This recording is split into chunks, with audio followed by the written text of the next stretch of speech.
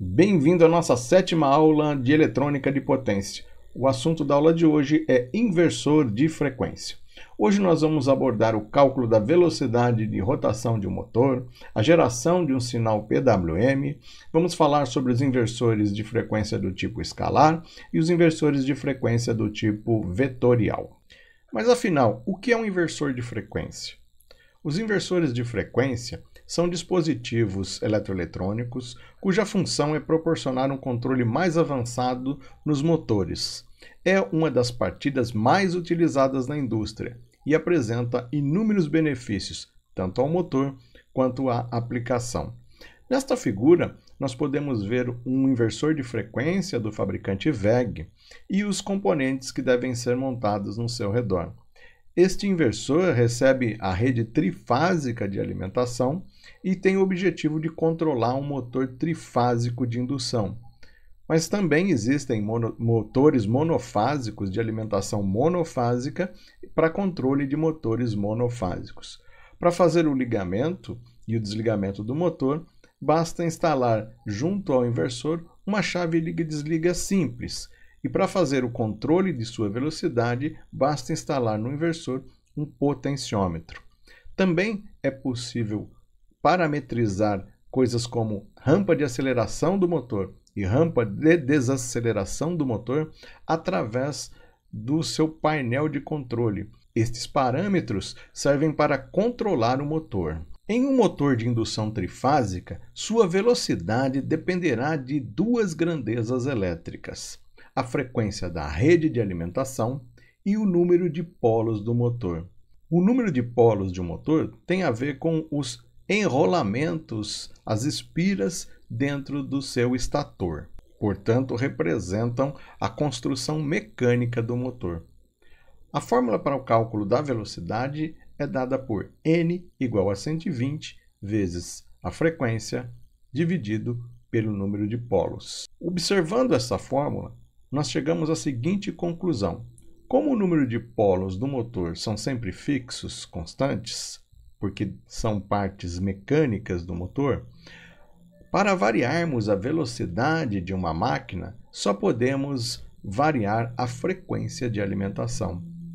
Resumindo, só é possível variar a velocidade de um motor de indução modificando a sua frequência de alimentação. Os inversores de frequência utilizam uma técnica chamada modulação por largura de pulso para variar a frequência dos motores de indução. A técnica de modulação de largura de pulso é definida como sendo uma técnica de controle de potência através da largura de pulso, vindo de um sistema de controle oscilador, controlando então o ciclo de trabalho. O ciclo de trabalho é uma característica do sinal quadrado e representa a porcentagem ativa do seu período. Veja que nesta figura eu tenho a representação de 4 condições de trabalho. Em uma primeira condição, onde o ciclo de trabalho é igual a zero, não há tensão presente na carga.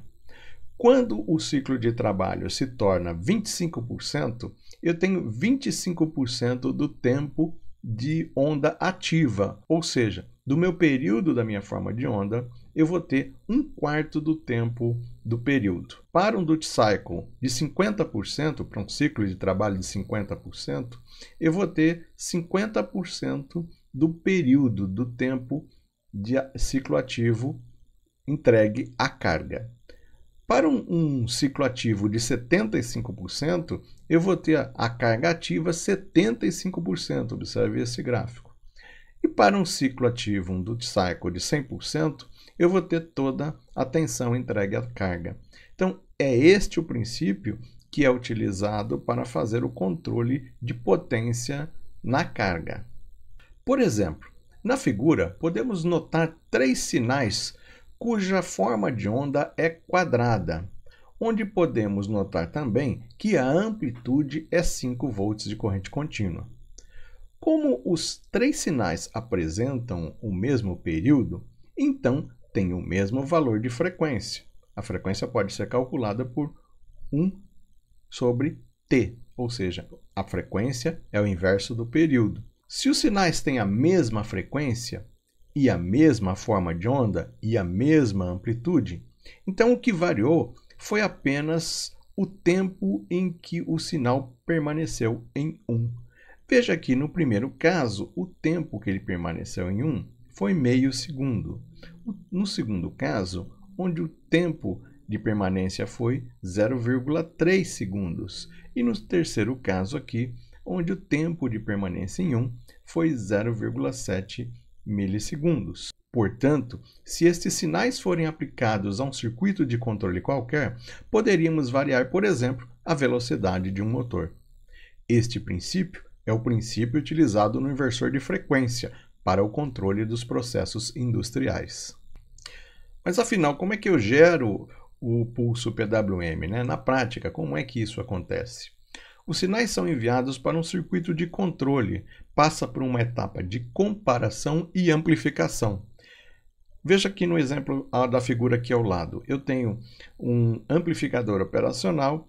De um lado, eu vou aplicar um sinal dente de serra, um sinal daqueles nossos osciladores vistos nas aulas anteriores. E do outro lado, eu vou ter um sinal de tensão contínua, um sinal que eu vou usar como referência. Variando esse sinal de referência e mantendo o sinal dentro de serra constante, eu consigo na saída desse comparador uma largura de pulso variável. Veja aqui no gráfico. No intervalo T0, T1, a tensão na entrada não inversora é maior do que a tensão na entrada inversora, levando o amplificador operacional para saturação. Já entre os intervalos T1 e T2, a tensão dente de serra supera a referência. Portanto, a saída do circuito é elevada a 0 volts. Ou seja, a saída do circuito é função da comparação entre os sinais. E a largura do pulso depende do nível de tensão de referência. Assim, quando o nosso sinal dente de serra for inferior ao valor de referência, eu vou ter a nossa saída em 1, saturada. E quando for superior ao meu sinal de referência, eu vou ter a saída em 0. Portanto, eu vou ter aí um ciclo de onda quadrada na saída, que vai depender do valor dessa tensão de referência entregue à entrada não inversora do amplificador operacional. Reparem que se aumentarmos o valor da entrada não inversora, ou seja, esse sinal de referência aqui, a tensão VCC, a largura do pulso também aumenta. Veja aqui, ó, o nosso pulso teve mais tempo de ciclo ativo, uma vez que modificamos o ponto de inserção do dente de serra, que vai acontecer agora, um pouco mais tarde agora no nosso pulso quadrado. Se mantivermos a inclinação da rampa de subida dente de serra, podemos controlar a largura do pulso através do ponto de inserção dessa tensão de referência. Nesta figura, temos uma sugestão de como pode ser feito isto usando dois CIs, os famosos 555 e o 741. Nós já vimos que o 555 pode ser utilizado para gerar um oscilador. Então, usando um oscilador 555, nós obtemos a frequência desejada ao sinal de pulso PWM.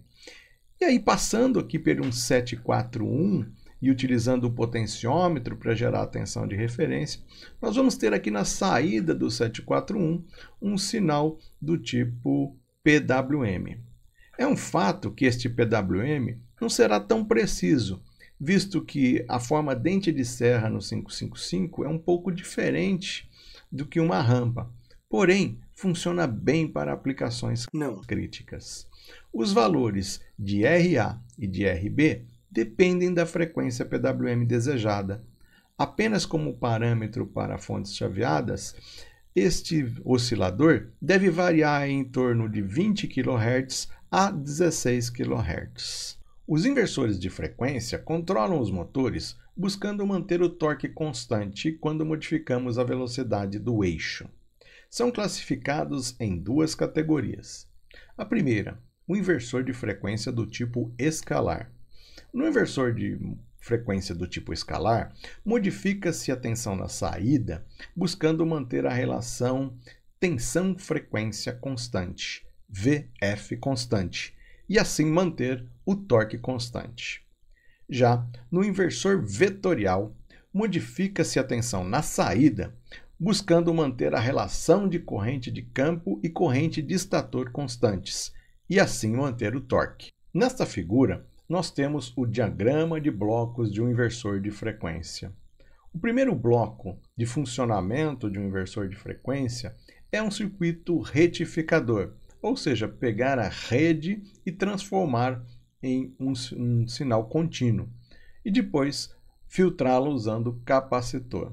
Nesse momento, eu tenho aqui o barramento de tensão contínua. Depois, nós vamos chavear esse barramento de tensão contínua usando transistores de forma a obter o controle do meu motor de indução trifásico, o MIT. Um potenciômetro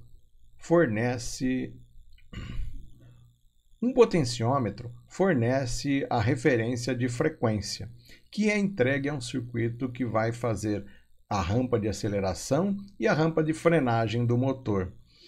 Um circuito de controle de sinal PWM, similar ao que a gente viu com o 555 e com o 741, vai ser o responsável por chavear os nossos transistores na etapa de potência do inversor.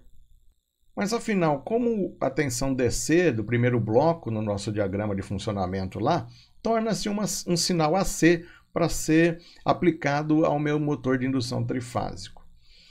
Lá no bloco de retificação, eu vou ter o meu sinal DC, mas eu tenho uma lógica de controle que é o nosso sinal PWM, que nós já estudamos nos slides anteriores. Esse sinal PWM vai ser entregue aí à etapa de chaveamento da ponte de transistores. O chaveamento da ponte de transistores vai produzir aí o sinal similar ao senoidal. Imaginem os nossos transistores como chaves, como interruptores. Vamos pegar a nossa primeira figura aqui. Se eu ligar aqui, fechar o nosso primeiro transistor aqui, nossa primeira chavinha, e deixar a chave TR2 aqui aberta, a chave TR3 aberta e a chave TR4 fechada, nós teremos um caminho para a circulação da corrente elétrica que sai aqui do TR1, entra pelo ponto A e sai pelo ponto B. Portanto, a corrente está indo do ponto A para o ponto B. Já se eu abrir o transistor 1, abrir o transistor 4 e fechar o seu complemento, fechar o transistor 2 e fechar o transistor 3, eu vou ter a corrente fluindo do ponto B para o ponto A, exatamente como acontece num sinal senoidal. Ora a corrente flui num sentido, de A para B, ora do B para o A. Então, reparem que no primeiro comando, a corrente circula em um sentido, de A para B. Já na segunda situação, eu tenho a corrente de B para A. Pronto! Está feita a corrente alternada usando um barramento do tipo DC. O mesmo princípio vale para os circuitos trifásicos. Basta a lógica de controle obedecer a uma sequência correta de disparo dos transistores. Dois parâmetros comuns aos inversores de frequência são a rampa de partida e a rampa de parada. Parâmetros são valores para que o inversor de frequência possa funcionar dentro de uma determinada ordem de controle. Veja neste gráfico aqui a rampa de partida ou a partida suave. É importante que o motor entre na rede, parta com uma corrente suave, ou seja, não tenha o pico de partida. Então, eu parametrizo o meu inversor de forma que eu tenha uma rampa de corrente. Então, eu parametrizo o meu inversor de frequência de forma que a corrente suba lentamente e não ocorra o pico de partida. Da mesma forma que na partida eu preciso suavizar a corrente, também no desligamento. O desligamento do motor tem que ser feito também de forma suave, ou seja, a corrente deve diminuir gradativamente até o seu valor zero. Estes dois parâmetros, a rampa de partida e a rampa de parada, são bem comuns de serem configurados nos inversores de frequência comerciais. Os inversores de frequência do tipo escalar utilizam a relação tensão-frequência constante, ou seja, tentam manter esta relação constante.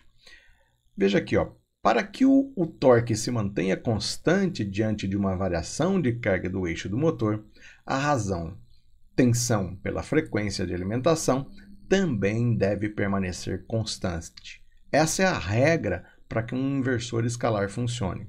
Por exemplo, imagine que um motor de tensão AC está acionado em 220 volts e em 60 Hz. Se dividirmos a tensão pela frequência, teremos os 200 volts por 60 Hz, teremos aí a relação de 3,7. Pois bem, vamos supor que façamos uma redução da velocidade, proporcional a 15 Hz, por exemplo. Para que não haja variação do torque, a tensão deve ser reduzida na mesma proporção, a fim de manter a divisão entre a tensão e a frequência constante. Fazendo as contas, nós teremos aí a seguinte relação: V por 15 é igual a 3,7. Portanto, V será 15 vezes 3,7 ou 55,5 VAC. Observando esses valores, podemos concluir que à medida que a frequência diminui, a tensão também deve diminuir para que essa relação fique constante. É isso mesmo. À medida que a frequência diminui, nós também diminuímos a tensão. Porém, existem limites para se diminuir a tensão sem que o eixo pare de virar. Da mesma forma que existem limites para se aumentar a frequência e, portanto, aumentar a tensão, porque eu não tenho mais que 220 fornecido na nossa rede de alimentação. Então, vão existir parâmetros tanto para mais, para menos. Em termos práticos, abaixo de 20 Hz é complicado fazer o controle de motores, porque as tensões ficam tão baixas que o eixo acaba não virando. Observando os valores do slide anterior, 220 para 60 Hz e 55 volts para 15 Hz, pode parecer estranho ter que reduzir a tensão para manter o torque constante, mas é exatamente isso que a gente faz. À medida que a frequência diminui, nós somos obrigados a diminuir a tensão. A figura deste gráfico mostra a curva de tensão-frequência, na qual podemos observar que, na prática, existem limites para manter o torque constante. No exemplo, o torque é constante apenas entre os pontos A e B, ou seja, nesse trecho da curva aqui. Para frequências menores que 5 Hz, o motor nem gira, pois não há tensão suficiente para fazê-los. Já para frequências acima de 60 Hz, a tensão de alimentação nominal permanece constante, mesmo se quisermos aumentar a frequência. Na prática, se diminuirmos muito a frequência, quisermos rodar o eixo muito devagar, nós não teremos tensão suficiente para virar o eixo do motor. E ao contrário, se quisermos girar esse motor muito rápido, nós não teremos tensão suficiente fornecida na rede para girar este motor. E nós vamos ficar aí entre os limites de frequência. Outro tipo de inversor de frequência é que utiliza o controle vetorial. O inversor de frequência chamado vetorial é o inversor de frequência destinado a trabalhos mais precisos, pois o seu sistema de regulagem utiliza duas correntes, a corrente rotórica e a corrente de imantação do motor. Veja nesse diagrama de ligação, nós vamos perceber aí que sensores são instalados no motor de forma a você ter, além da lógica de chaveamento PWM, um circuito de realimentação que vem através destes sensores, do encoder de rotação e da tensão de alimentação que é aplicada ao motor. Portanto, o inversor vetorial é constituído de um circuito um pouco mais complexo para se fazer o controle da velocidade. O controle da velocidade é obtido monitorando-se a corrente do estator do motor e a corrente do fluxo magnético, a corrente de magnetização. O inversor de controle vetorial utiliza Pitágoras para fazer as contas da corrente que deve ser aplicada às bobinas do motor. Veja aqui na nossa fórmula. O módulo da corrente é a corrente do rotor ao quadrado mais a corrente de magnetização ao quadrado. E a gente tira a raiz, ou seja, a formulinha de Pitágoras. Portanto, esta hipotenusa deste gráfico aqui vai ser calculada, que é a resultante vetorial da corrente a ser aplicada à bobina do motor. E depois ele faz a conta, qual deve ser a tensão aplicada às bobinas, para manter a relação IR e M de forma linear, aqui esta resultante. É através da determinação do módulo da corrente de defasagem que o controle vetorial fornece a corrente correta para o controle do torque do motor. Mas, afinal de contas, qual inversor devo utilizar? O vetorial ou o escalar? O inversor vetorial deverá ser utilizado quando necessitamos pelo menos uma das duas características abaixo. Primeiro, torque elevado. Por exemplo, numa ponte rolante ou numa escada rolante. O controle de velocidade de eixos, por exemplo, em máquinas operatrizes como tornos e fresadoras. Torque regulável, por exemplo, na tração elétrica, no trólebus e no metrô. O inversor escalar pode ser utilizado quando necessitamos de partidas suaves, rampas de aceleração e desaceleração, por exemplo, motores com carga de alta inércia. E operação de velocidade acima da nominal, por exemplo, como furadeiras e máquinas fresadoras. Uma observação importante com relação às aplicações típicas de um inversor de frequência é que eu posso substituir um inversor vetorial por um escalar, mas nem sempre um escalar pode substituir um vetorial. Vou convidá-lo a resolver alguns exercícios de fixação. Serão 4 exercícios. Dá um pause no vídeo e tente responder a essas duas questões. Novamente, tente responder a essas duas questões.